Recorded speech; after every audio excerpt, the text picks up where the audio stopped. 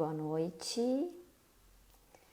Hoje nós vamos conversar um pouquinho sobre benefício por incapacidade, né, aposentadoria por invalidez, que foi modificada com a emenda constitucional número 103. E nós vamos contar então com a presença do Dr. Iago para conversarmos e trocarmos uma ideia a respeito do conteúdo. Então, o Dr. Iago já vou chamar ele. Depois eu já vou fixar aqui o tema da live. Enviei o convite, Dr. Iago. Vamos lá. Boa noite. Hoje deu certo. Que legal. Boa noite, Michele. Boa noite. Tudo bem? Vou tentar fixar aqui o assunto, né? Acho que fica melhor para o pessoal, né? Isso. Tô vendo aqui se meu celular sustenta. Mas fixa aí o assunto para quem for entrando. Pessoal, boa noite.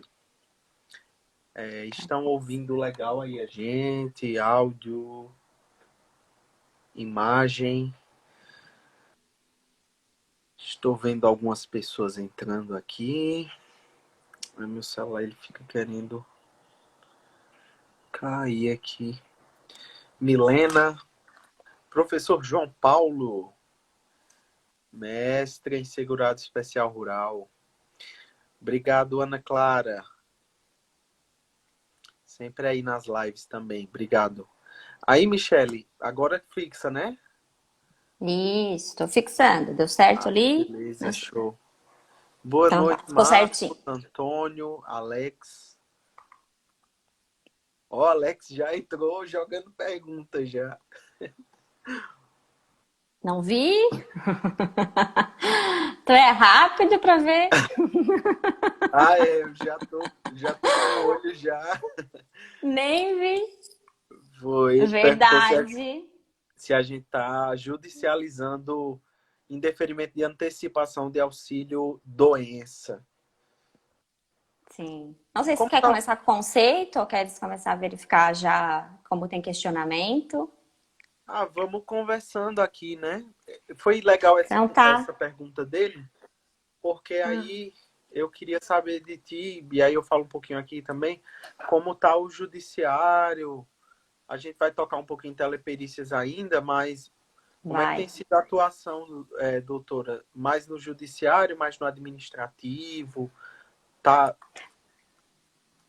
tá Na como? verdade, na verdade aqui no sul, né? Aqui eu estou falando até para quem já te acompanha, né? Eu estou falando de Santa Catarina, é uma cidade Sim, mais do interior, mais ao sul de Santa Catarina. Eu estou falando de Orleans. Mas aqui a gente é o TRF4, né? Então o TRF4 ele já tem a fama de ser um pouco mais pioneiro, né? Nas decisões de sim, forma geral, né? Às vezes eles são bem criativos, inclusive, mas para nossa sorte em benefício do segurado, na grande maioria das vezes, né?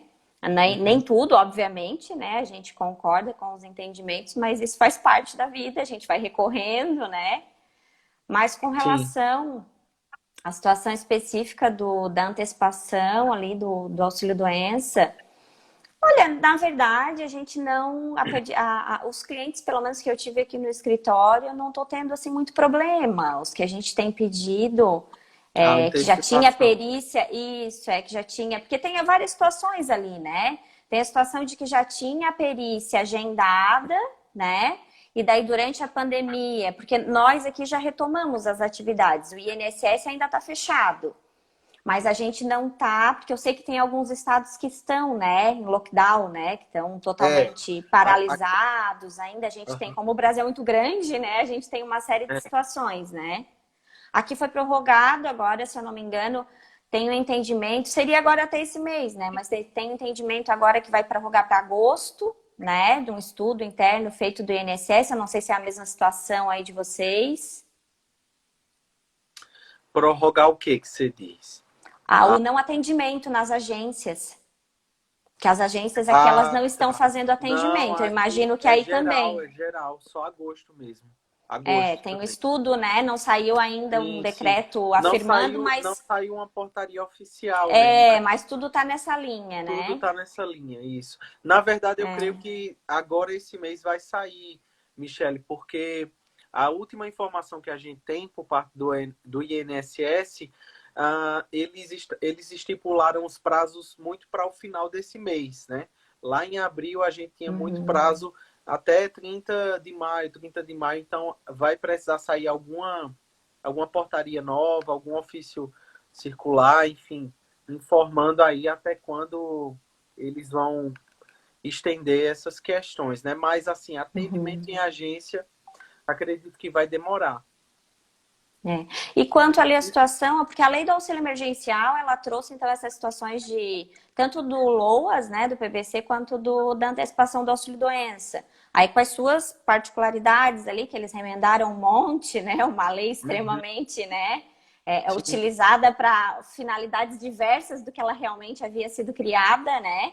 Mas Aham. enfim, é, essa antecipação, as que eu tenho aqui, mas tem dado certo. Mas, assim, de colegas e tudo mais, as que não foram, essa antecipação do auxílio-doenças, que não foram necessariamente deferidas, aí a gente faz a judicialização Entendi. necessariamente da situação.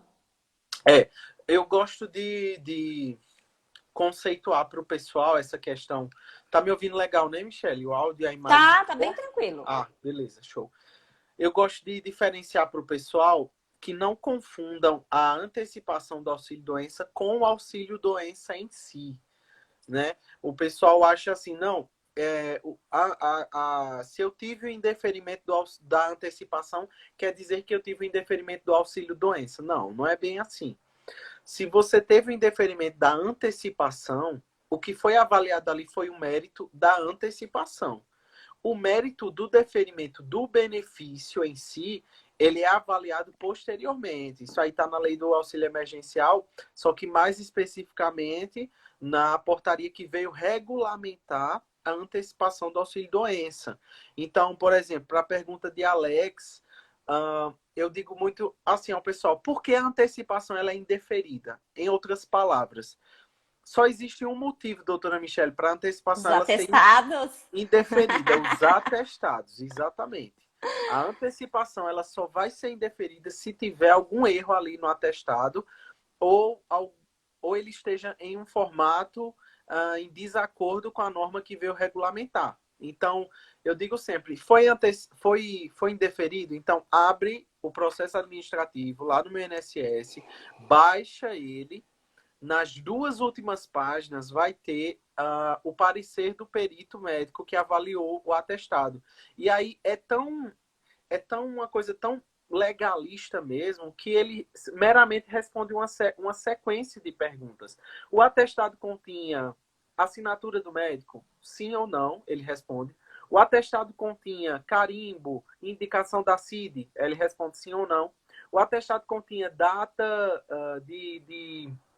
de cessação da incapacidade, que é o que tem causado polêmica aí para o pessoal, porque a norma veio regulamentar e veio pedir que tenha descrito exatamente a data do período de incapacidade, ou seja, não poderia ser um atestado com Período indeterminado. um período indeterminado. Que é o que os médicos Exatamente. muitas vezes gostam de colocar e a gente tem dificuldade, né? Isso, exatamente. E complica, né, Michele?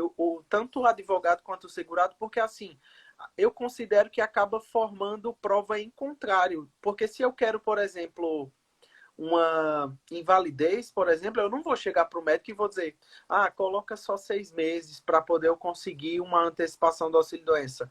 Entendeu? É meio que, como é que, poxa, essa situação de pandemia vai passar. Então, quando passar, eu vou ter laudos dos meus clientes dizendo 6 meses, 3 meses, sendo que é incapacidade permanente.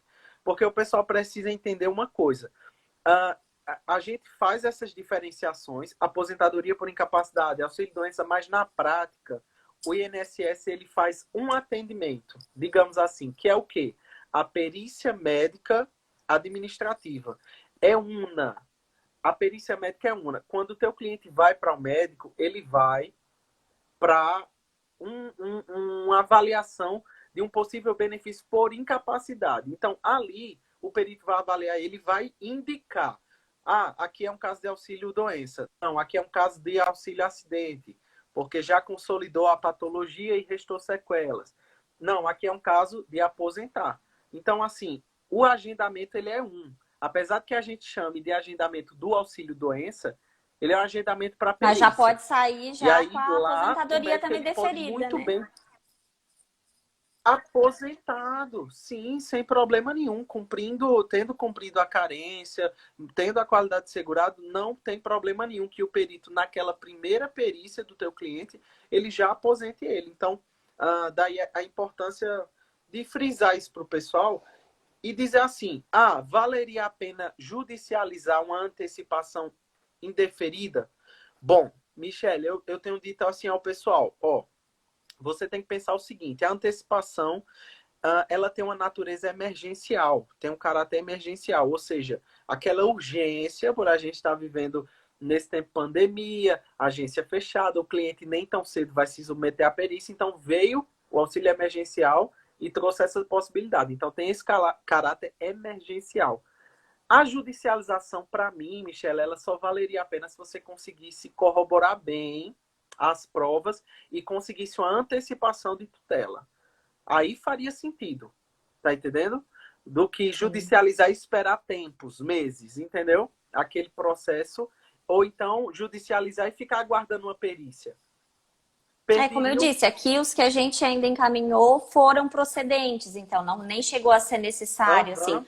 porque a gente teve umas situações aqui no escritório, particularmente, de pessoas com problemas sérios, então, né, que vieram procurar até para continuidade, enfim, que tinham sido cessados, tem aqueles problemas, às vezes que eles se perdem um pouco, né, nas datas, enfim.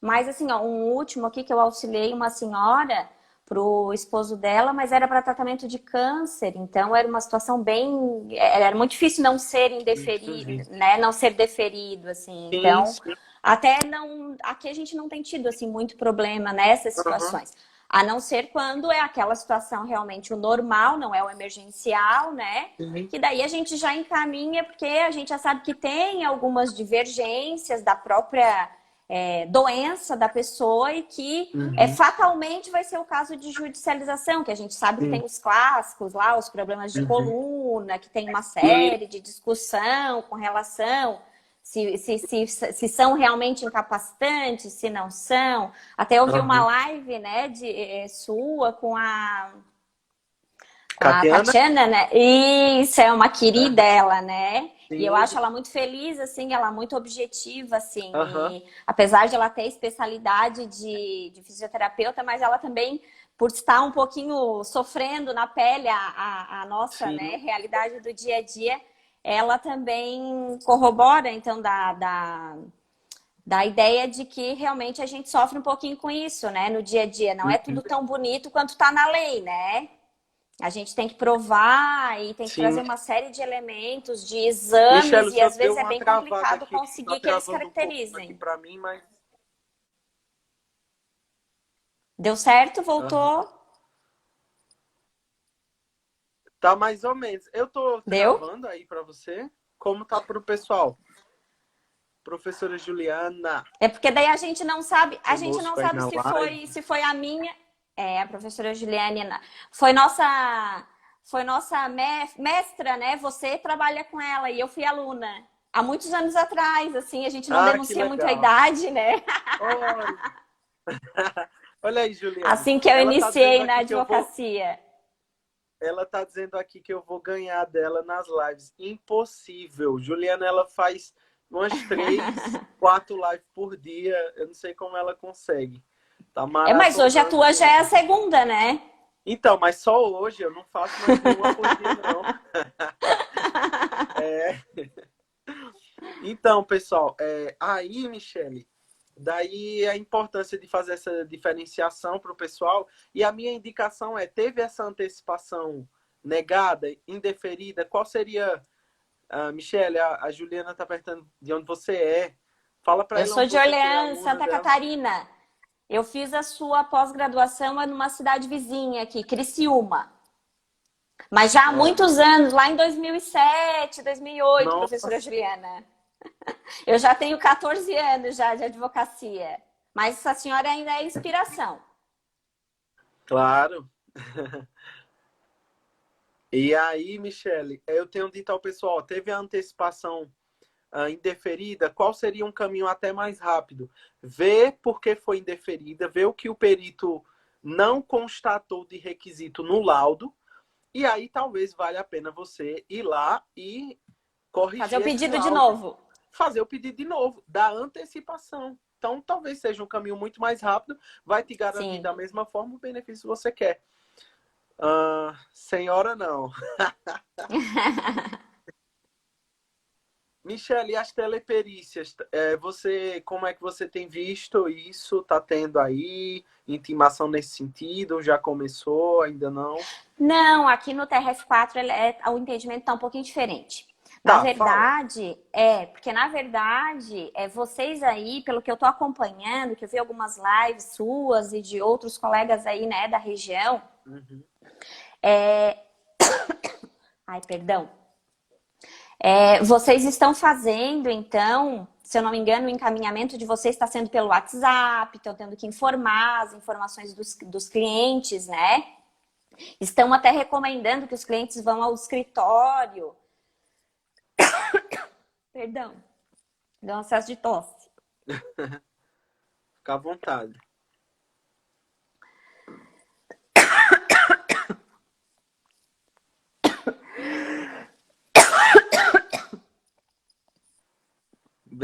Bebe, bebe uma água aí, doutora. Meu Deus, tô ficando preocupado já aqui.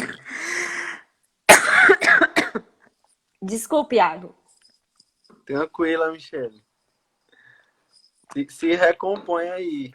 Pois então. E aqui, então, a gente teve uma particularidade com relação a uma nota técnica Ah, do TRF4, uma nota técnica 4 de 2020, e as nossas perícias aqui, telepresenciais, na verdade. Ô, Cristo, até chorei. tu quer que eu fale Elas antes não. pra tu não ficar Não, agora falando? foi, passou. Tá, vai. A nota técnica 4 de 2020 foi emitida pelo TRF4 e no nosso caso aqui foi decretada como perícia simplificada. Então, assim, nós não vamos ter realmente a perícia telepresencial como vocês Eles vão não ter vão aí. adotar. Eles não vão Não, adotar não essa vão. medida. A nossa vai ser diferente. A nossa vai continuar Ah, existindo a possibilidade da verificação, ah. mas essa verificação daí vai ser só documental, né? Na verdade, como já estava acontecendo, assim, um pouco mais detalhada, e a gente também vai poder daí Ah, escolher também se vai querer fazer, se não vai, se vai querer manter a presencial depois, né? entendi. Mas uma análise meramente documental. Ok, então vocês vão ter essa opção de. No caso, pra gente, a opção vai ser ou a teleperícia ou aguardar o presencial. Para vocês, pelo que eu entendi, vai ser a opção entre essa avaliação documental, né? É, Isso, ou aguardar presencial, né? isso. Só que daí Entendi. o problema dessa situação, chorei de verdade, tá? O Tô problema vendo. dessa situação passou. O problema Que dessa bom. situação é que a gente tem algumas incapacidades que realmente vão ter que ser avaliadas presencialmente, né? Diferente do que acontece, por Sim. exemplo, diferente do que acontece, por exemplo, seria possível algumas doenças mentais, né? Seria possível porque até mesmo presencialmente o médico iria conversar com essas pessoas, né? Uhum. Já complica um pouquinho se tiver que ter um exame específico com relação ao problema de saúde da pessoa, que tiver que avaliar, que tiver aquelas ergonômica, né? Aquela coisa mais Aham. ortopédica, enfim. eu imagino que tem algumas especialidades que enfrentarão um problema sério, mas claro que cada caso é um caso, né? Para a gente verificar no escritório. Sim. Eu acredito que, muito embora tenha essa diferença nossa aqui entre a telepresencial e a documental, mas o princípio para a escolha vai ser o mesmo, né? Aquilo que eu conversei com a doutora Catiana na live.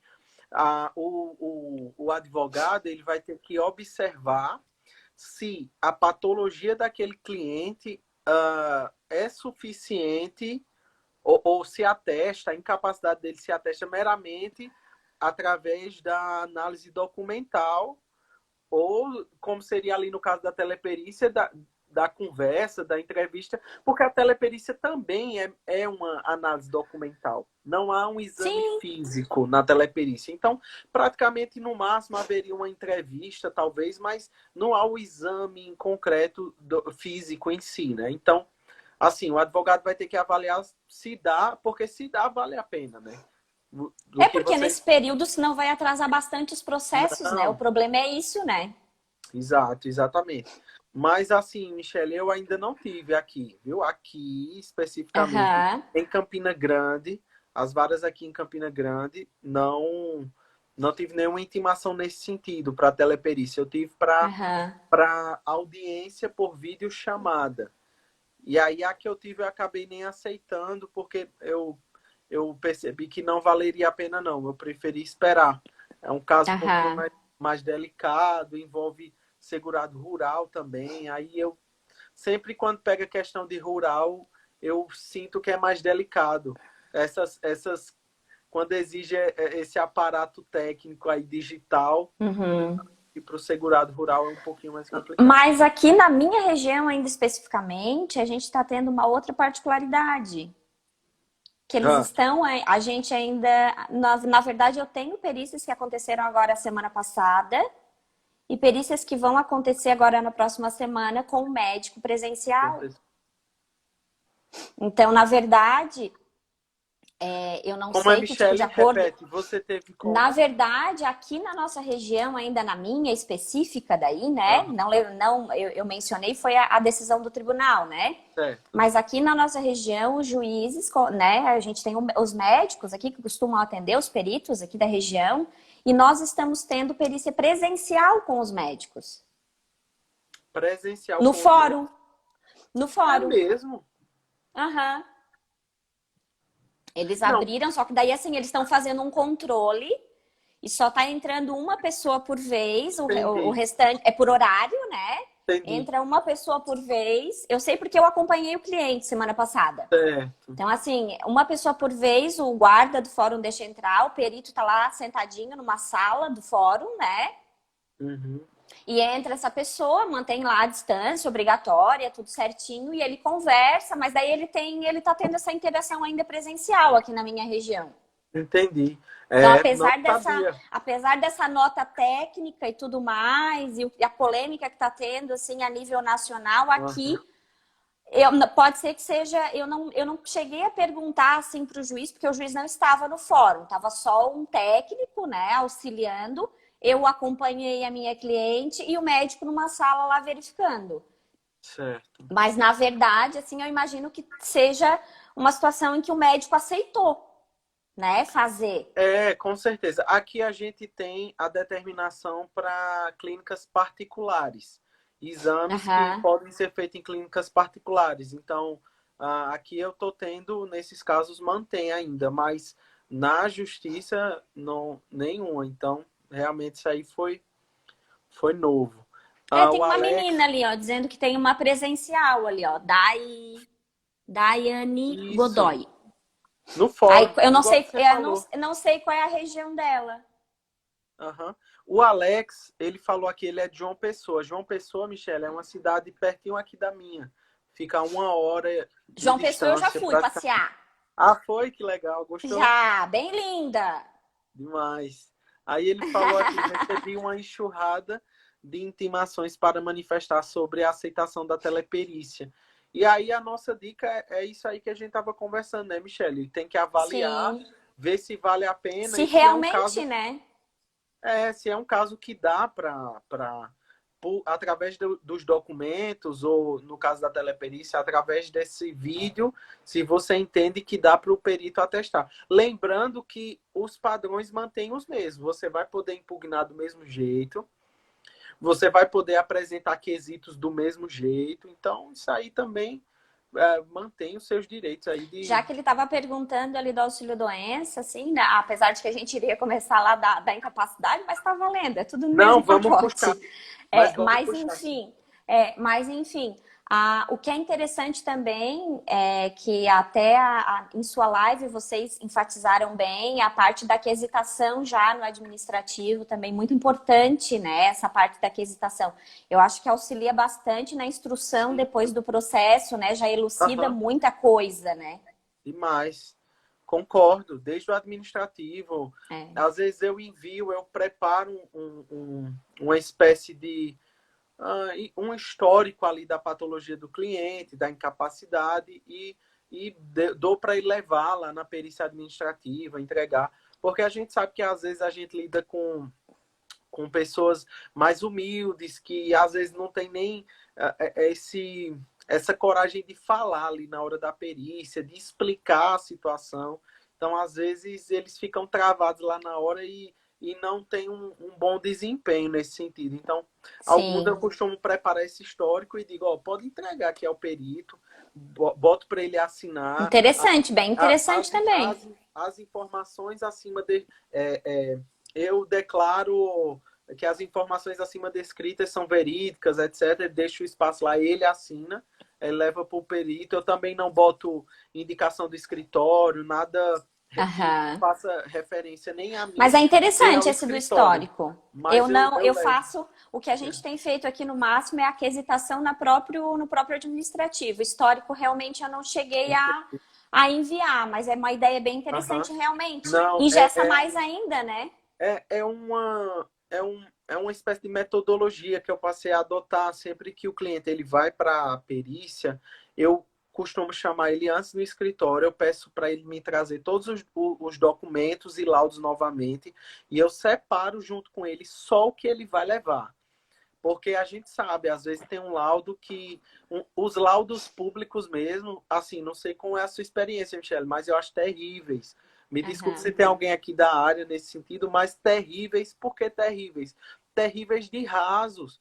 Assim, às vezes você sabe a situação do cliente, sabe a condição patológica dele, só que a gente não é médico, né? A gente é advogado. Aham. Mas aí vem um laudo lá do sistema público da região, só fraco, não fala muita coisa. Só que, infelizmente, há um preconceito, judicialmente falando, entre um atestado público, né, e um particular. Mas, assim, eu pego a metodologia, né? Pego um cliente, faço a triagem dos documentos dele, dos laudos, e boto em ordem cronológica de Sim. agravamentos, conforme os anos foram passando, e digo, ó, você vai levar só isso aqui na perícia. E Não, essa aí, parte da triagem a gente tem sempre que auxiliar realmente, porque eles sim, não têm muita noção, né? sim, sim. Mas eu achei interessante foi o histórico ali. Eu vou analisar a ideia. Eu gostei da tua Legal. ideia do histórico. Legal, essa ideia eu peguei num congresso, em algum congresso que eu participei, eu vi alguém falar sobre isso, eu fiz, vou começar a testar isso aí.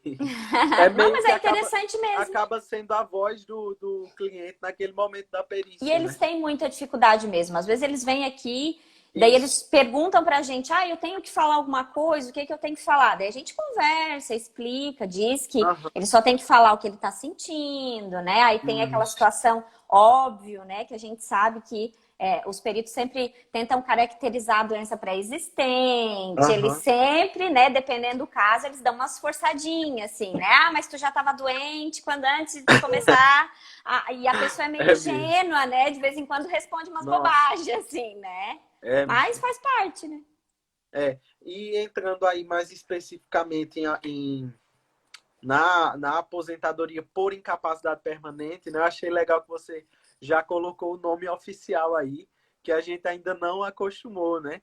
Porque a aposentadoria por invalidez, pessoal, com a reforma, dentre a alteração no cálculo, ela sofreu a mudança na nomenclatura, ela e o auxílio-doença, né?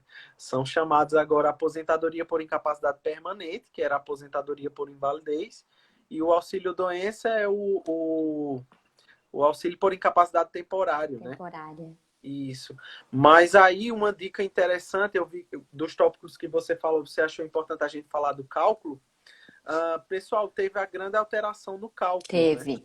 E foi Teve e para nossa tristeza ainda. exatamente. Está lá no artigo 26 da emenda constitucional Constitucional. 103 de 2019, pessoal, e ele dispõe que agora passa a ser 60% daquela média aritmética simples de 100% do período contributivo, né? Também houve essa alteração. E aí, por que é importante levar isso em conta? Não apenas para nossa tristeza houve essa alteração, lógico, né, doutora Michelle? Lembrando Sim. que a data do fato gerador preserva as regras vigentes. Então, se você consegue comprovar, por exemplo, que a incapacidade ela está ali anterior à reforma da Previdência, digamos assim, as regras vigentes vão ser aquelas, inclusive de cálculo. Sim. Continua tendo a situação do direito adquirido anterior a 13 de 11 de 2019. Isso.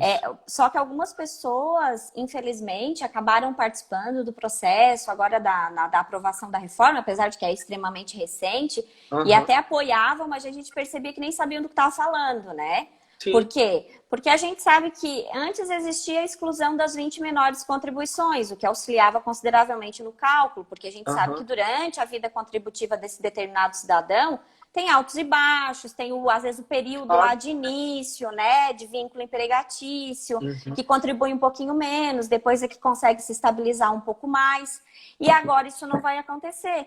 Né? Agora todo o período ali superior a julho de 94 vai ser considerado para quem começou já depois desse período, né? Então nem conta-se a data marca, conta-se o início realmente da sua contribuição, se foi posterior, e 100%, vai contar 100% literalmente do que está ali, não vai ter exclusão mais de nada, não vai existir mais essa exclusão. E essa aposentadoria ela vai iniciar com 60% do que for apurado desse 100%. Isso. Enquanto para todas as nossas aposentadorias aqui era de 100%, né?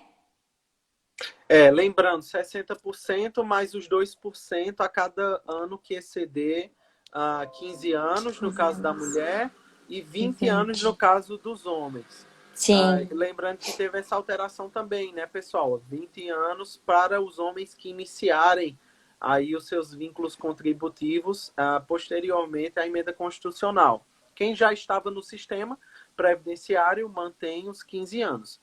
E aí alterou o cálculo. E aí, Michelle, eu sempre gosto de trazer, lógico, pessoal, só para a gente não esquecer de tocar nisso, o parágrafo 3º aqui do artigo 26, ele preserva 100% do salário de benefício para os casos de incapacidade permanente decorrente de acidentes de trabalho, doença profissional e doença do trabalho. Então, há essa preservação de 100% da média aritmética que está definida ali no artigo 26. Mas aí, Michelle, eu gosto de atentar para o pessoal o seguinte, aquelas ações de conversão de auxílio-doença para aposentadoria por invalidez. O pessoal agora vai ter que ter uma atenção no sentido de que você, no mínimo, aí vai... Lógico, vai diminuir. Se a gente falar de salário mínimo, permanece. Se o benefício do cliente for em cima do salário mínimo, ok. Nada vai mudar. Você vai conseguir um benefício para ele de ordem permanente. Agora, se não, você vai ter que deixar muito claro para ele os resultados dessa conversão. E o grande resultado vai ser que, muito provavelmente, vai ter essa redução aí do valor, né? Porque a nossa corrida no judiciário era sempre pela aposentadoria por invalidez, né? Porque, na verdade, a perícia aqui, as nossas... Eu não sei exatamente aí se é da mesma forma, mas, assim, a gente faz a perícia, né? Sai da sala da perícia, vai para a sala de audiência, o perito já dá a manifestação do laudo, a gente faz a manifestação oral do laudo e o juiz já dá a sentença. Sim, O perito argumenta entendi. alguma situação que Entendi. considerar pertinente, né? Entendi. Mas tudo num momento só, assim. Inclusive alegações finais, ali já sai, a gente Entendi. já faz a manifestação também. A gente já faz um em 5 em um, mais ou menos, não é 2, 3. Aham. Mas de qualquer forma, saía essa sentença. Aí o juiz lá reconhecia porque um período ele tá, quem sabe ele possa melhorar, então a incapacidade ela vai ser temporária para o trabalho. Então a gente já recorria em seguida, conversava com o Entendi. cliente, não, vamos recorrer, vamos, né, Aham. até para você ficar mais descansado, apesar de que a gente sabe da bienalidade lá, da situação que poderia ser revisto, mas até então, né, não era uma situação tão comum, nem era muito chamado de 2 em 2 anos, agora com os pentes finos da Previdência Social é que isso acabou acontecendo de forma mais incisiva, né, Sim. rotineiramente, né, mas enfim, agora já tem que conversar e explicar antes da audiência, né? Para Então, ver o que vai exato. fazer, porque O Jairo, vai diminuir o salário da pessoa. assim, é uma conversa, tem prós e contras, tem prós e contras. A diferença de ter um benefício de ordem permanente é completamente diferente do auxílio doença ali, que é temporário, que ele vai ter que ficar pedindo a prorrogação, e que em uma dessas prorrogações pode ser que cesse, e aí vai ter que judicializar, recorrer. Então, tem esses pormenores. Você nunca vai querer aposentar por invalidez, então, requerente, mesmo sabendo que ele tem direito, é complicado também. O valor cai, mas Jairo, você interpretou bem. É exatamente isso que Sim, a gente tá está falando. certinho. Em muitos casos, teoricamente, dentro do cálculo, o auxílio vai ser mais vantajoso. O valor do cálculo do auxílio é 91%. Então, assim, você vai ter que ter, no mínimo, esse diálogo aí com o cliente nesse sentido e não ser precipitado de pegar essa invalidez ou pedir essa transformação, porque o que acontece, na verdade, eu acho que a grande problemática em si é que a gente costuma muito pegar aquele cliente do auxílio doença e mesmo ele ali na manutenção do benefício, a gente dá entrada em uma conversão. Não sei se você trabalha nesse sentido, Michele, mas Sim, às sim. vezes você pega o cliente ali que está recebendo 12 anos de auxílio doença, 10 anos de auxílio-doença. Aí você diz, nossa, por que não aposentaram ainda? 10 anos, 12 anos de auxílio-doença com 60 anos de idade, com 58 anos de idade. Onde é que essa pessoa vai ser reabilitada profissionalmente? Onde é que essa pessoa vai voltar ao mercado de trabalho de alguma forma? Então, realmente, você vê ali que é um caso para aposentar. Então, a gente, sem motivo, digamos assim, sem uma cessação, sem necessariamente uma cessação do auxílio-doença, a gente vai e já pede a aposentadoria por invalidez, a conversão. Aí o grande cuidado, como você está falando, Michele, é alertar o cliente. Você vai precisar faz o cálculo, né? Eu, Sim, agora inclusive, mais do que nunca, né? Porque faz agora o tem a situação cálculo. da idade, dos acréscimos de 2% a cada ano, às Exato. vezes até é vantagem, né? Isso, sim. Dependendo da idade da pessoa, mas Dependendo na da. verdade, o que está acontecendo com a advocacia previdenciária, assim, já faz algum tempo, é a sua especialização em essência, né? Ela Sim. já era dessa forma, mas digamos que agora, com todas essas modificações, não só a reforma da Previdência, mas também Aham. a nossa enxurrada de portarias, de MPs, de resoluções do ano de Aham. 2020, assim, né, que a gente não para de estudar. Nenhum dia, bem dizer, né? Agora acalmou um pouquinho, assim, essa Foi semana tá um mesmo. pouquinho mais calmo, né? Mas Mas até então olha, tava complicado. e eu sinto que daqui para o final desse mês vai ter muita coisa nova aí, viu? Porque, Michele, a gente está chegando no ponto final, digamos, no prazo final, assim, que as portarias e MPs estipularam. Então, o que tem aí pela frente? Tem aí pela frente a gente entender até quando a gente vai estar desobrigado dos prazos de cumprimento de exigência. Tem aí para a gente ver até quando não vão retornar as perícias presenciais. Tem aí para a gente ver se vai ser prorrogado o auxílio emergencial.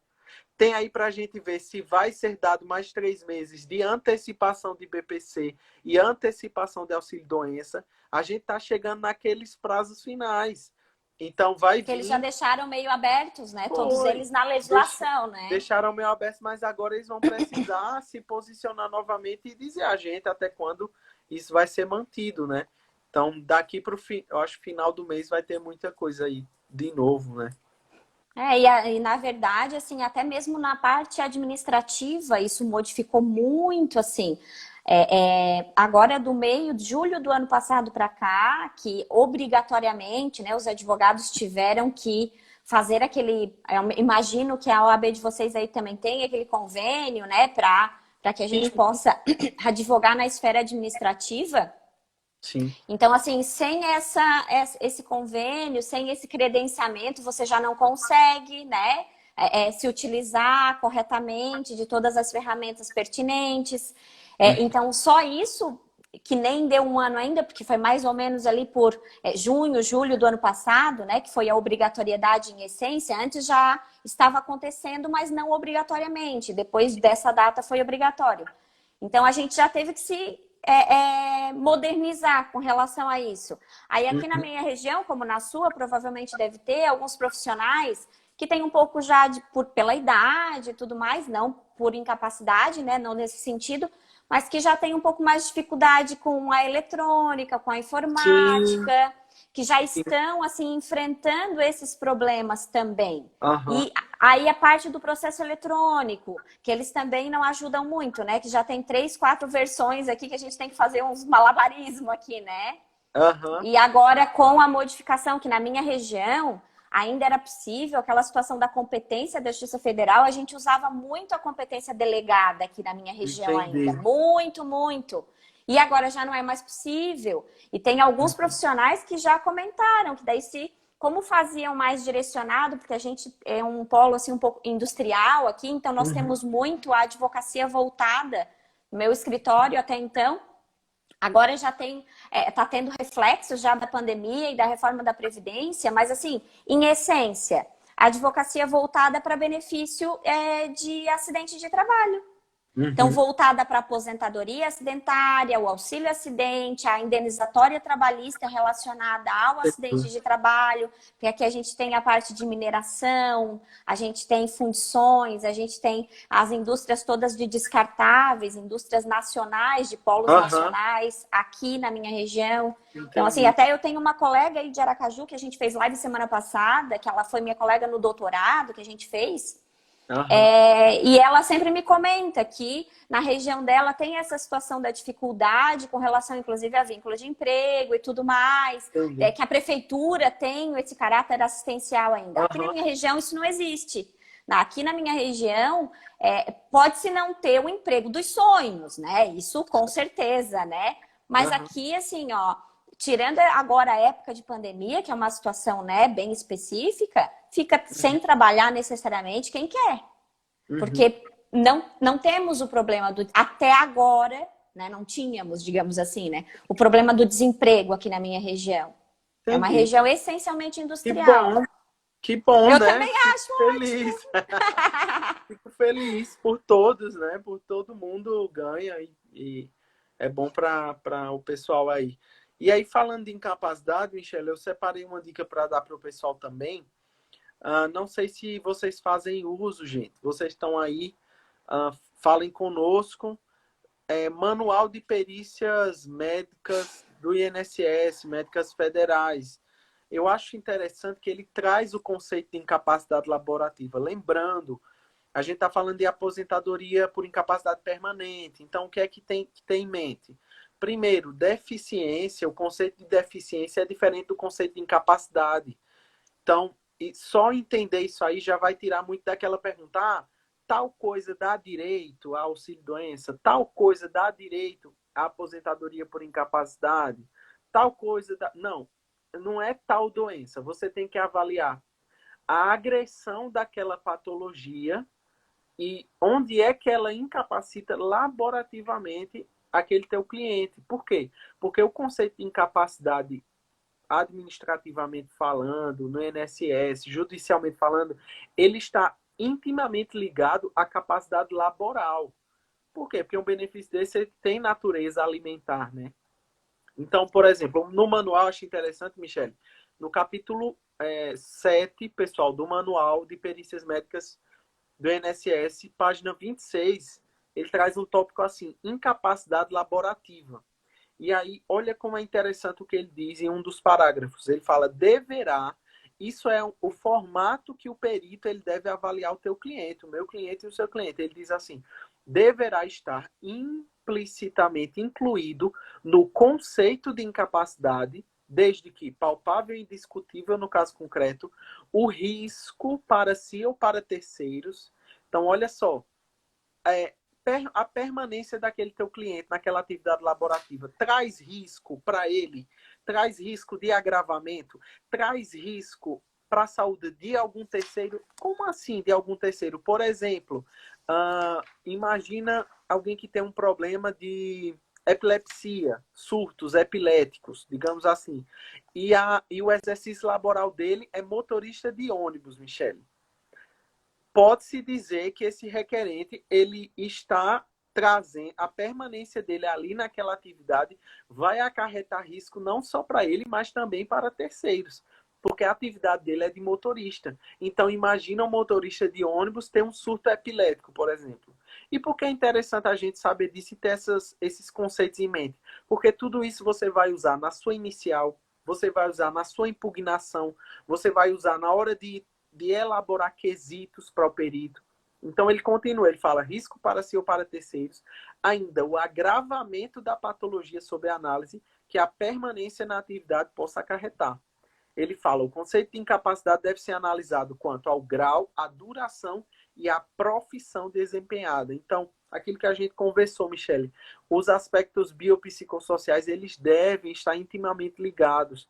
Essa semana eu dei uma dica no meu Instagram e uma pessoa disse, nossa, que legal isso aí, eu não fazia. Que é manifestação, mesmo quando o laudo ele é aparentemente favorável. Por exemplo, eu entrei com uma ação e a minha batalha é pela aposentadoria por invalidez. Mas aí eu obtenho um laudo muito bom. Mas um laudo que me dá a entender que o juiz ele vai pender ali para o auxílio-doença.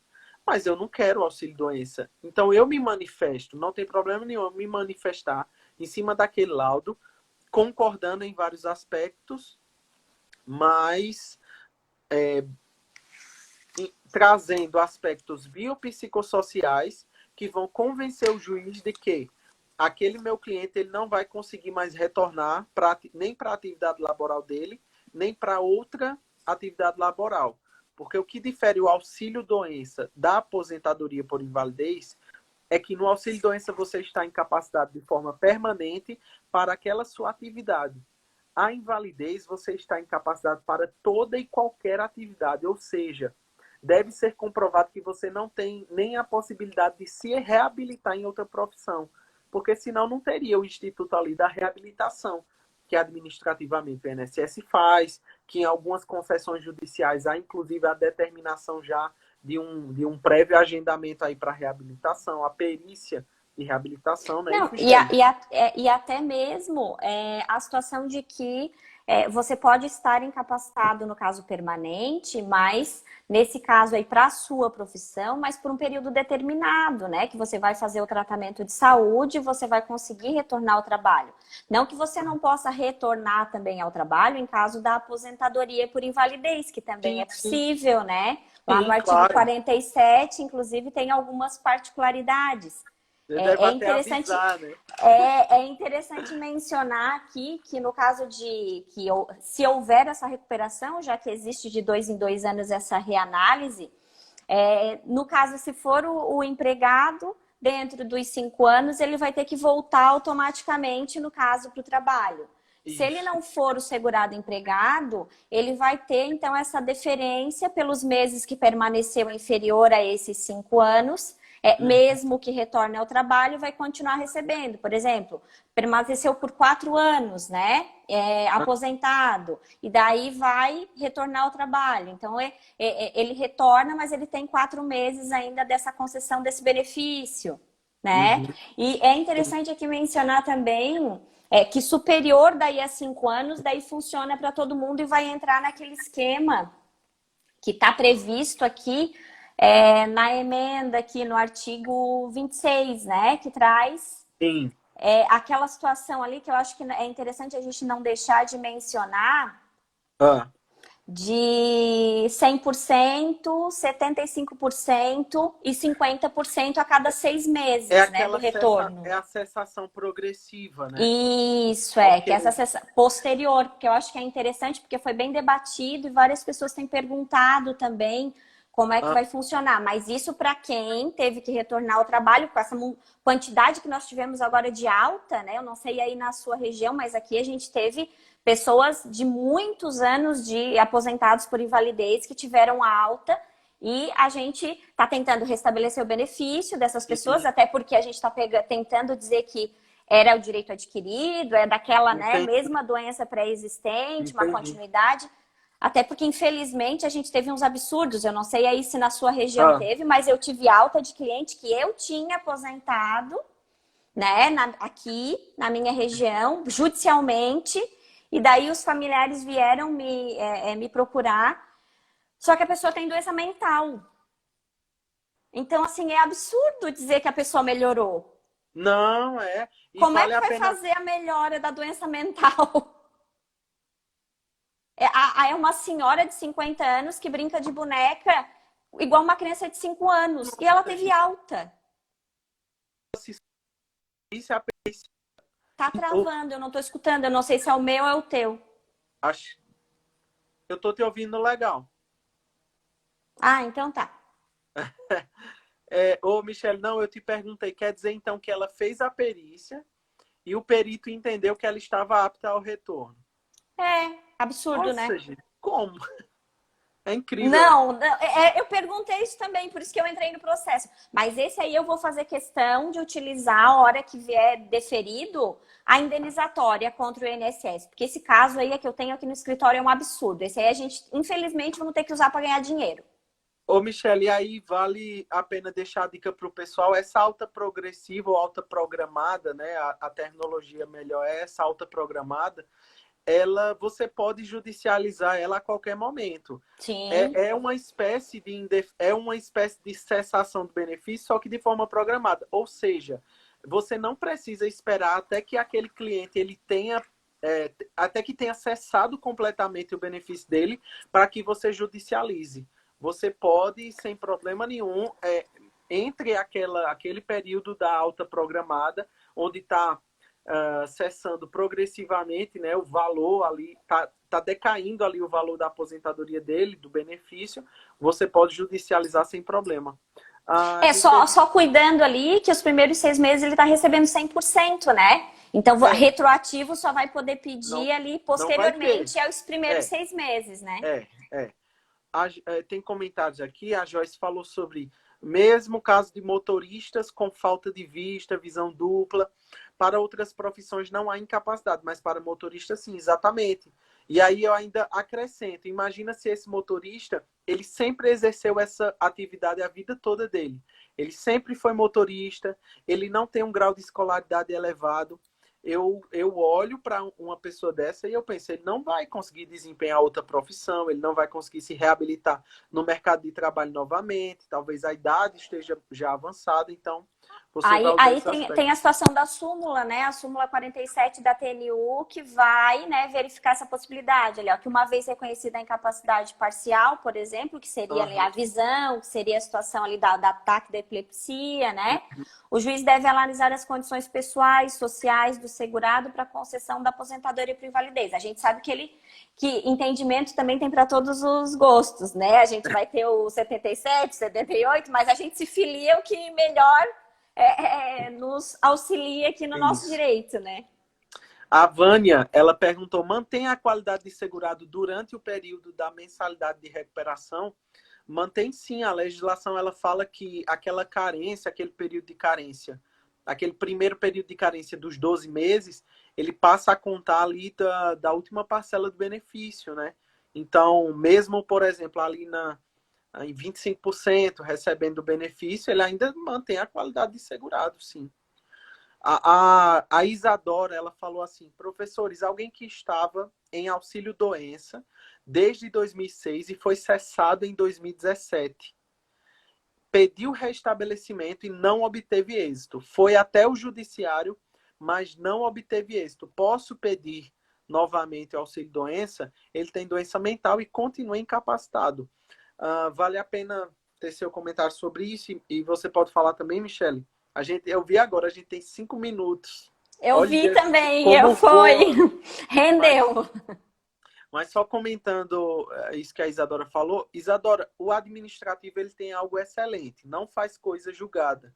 Então, os processos administrativos no INSS não fazem coisa julgada. O que isso significa? Significa que não é feito o judiciário, que se você entrar com mesmas partes e mesma causa de pedir, e tiver tido um julgamento, o julgamento do mérito, a certidão de trânsito em julgado, seria extinto o processo.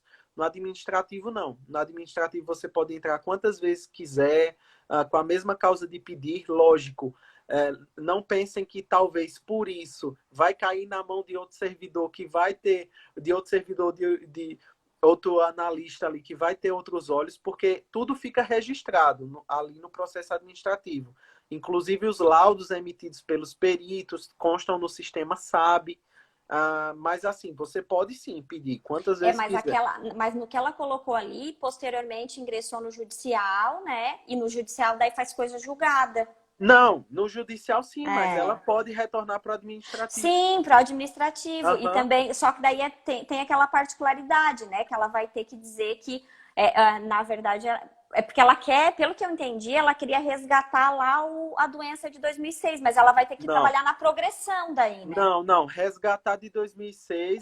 Pelo que eu entendi ali, eu acho que é a parte do direito adquirido que ela queria trabalhar ali. Não, resgatar 2006 não, nem na verdade 2017, que é quando ela disse que cessou. Não vai conseguir porque já levou para o judiciário, teve aí fez coisa mérito, julgada, né? Mas o que ela pode fazer é dar entrada em um novo pedido do auxílio doença. E aí, lógico, juntando novos atestados, novos laudos.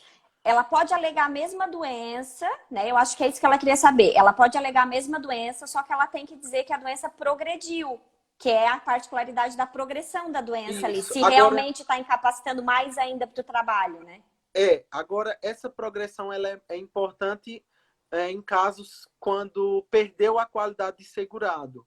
Se perdeu a qualidade de segurado, o sistema, o INSS, ele entende que você não pode adquirir a qualidade de segurado e pedir um auxílio-doença se a sua doença é anterior à sua qualidade de segurado. Meio que estaria burlando o sistema. Sim. É como alguém que nunca contribuiu, fica doente e passa a contribuir para poder receber o benefício.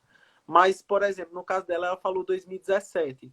Vamos dizer que cessou em 2017. Manteve até 2018 por 12 meses. Estou fazendo uma previsão bem sem analisar mês a mês, porque a gente sabe que na prática o cálculo é diferente. Mas 12 meses 2018, 12 meses 2019. E se ele tiver lá atrás no histórico dele 120 contribuições, ele ainda consegue mais 12 meses, por ter 120 contribuições ininterruptas. Só deixa eu te interromper que ela falou uma outra coisa aqui. Não vai conseguir resgatar 2006, não. Querida. Não vai ser o caso. É o que a gente está conversando aqui, porque fez coisa julgada lá em 2017. Não vai ser possível, tá? Eu entendi mais ou menos isso que ela queria tentar fazer, mas não é possível. Tá. Não. Não é possível. Novo pedido, Isadora. E atentando aí para isso que a doutora Michele falou. Iago, falta 2 minutos. Acabar. Vamos dar pelo menos um tchau ali pro pessoal. Então, te despede aí direitinho também. Vamos lá. Obrigado pelo tá bem bom, pessoal. Quem sabe a gente marca hoje outros, professor Iago, né? Concordar, mas o assunto ficou bem legal. Claro, a gente tocou em diversos pontos. Michele, obrigado pelo convite. Foi excelente. Obrigado pela interação, pessoal. Dr. Edson Daniel Filho entrou aos 45 do segundo tempo. Ele é gestor aqui do escritório que eu faço parte, Michele. Vai cair, abençoado, vai cair. Tchau, pessoal. Obrigada, doutor Iago. Muito obrigada. Boa noite. Tchau. Vamos ver aqui.